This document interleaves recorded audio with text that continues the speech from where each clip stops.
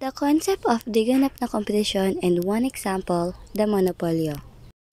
Ang di ganap na kompetisyon ay isang sitwasyon sa pamilihan kung saan hindi natutugunan ang mga kondisyon para sa ganap na kompetisyon. Ito rin ay isang komplikadong isyu na nangangailangan ng komprehensibong solusyon. Dahilan ng di ganap na kompetisyon, halimbawa, mga hadlang sa pagpasok. Una, mataas na kapital.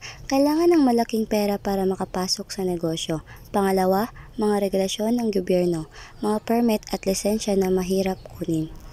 Epekto ng di ganap na kompetisyon, halimbawa, una, mas mataas na presyo. Maaaring magtakda ng mataas na presyo dahil walang kakompetensya. Pangalawa, mas mababang kalidad. Walang insentibo mag-improve ng produkto dahil walang gaanong kompetisyon.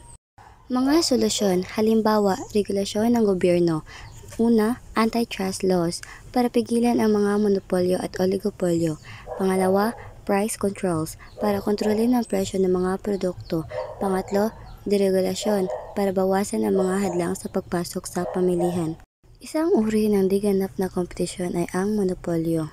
Ang monopolyo ay isang sitwasyon sa pamilihan kung saan iisa lamang ang nagtitinda ng isang produkto o serbisyo na walang malapit na kapalit. Sa ganitong sitwasyon, ang monopolistang kumpanya ay may malaking kontrol sa presyo at dami ng produkto na ibinebenta. Halimbawa, distribusyon ng kuryente sa isang lugar. Narito naman ang mga katangian ng monopolyo. Una, iisa ang producer monopolista. Ang isang kumpanya lamang ang nagkokontrol ng malaking porsyento ng supply ng produkto sa pamilihan.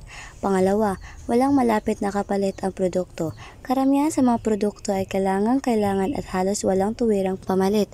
Pangatlo, kakayahang hadlangan ang kalaban sa negosyo. Ang monopolyo ay may kapangyarihang kontrolin ang bilihan ng produkto at pigilan ang mga kalaban sa pagkamit ng mas malaking tubo.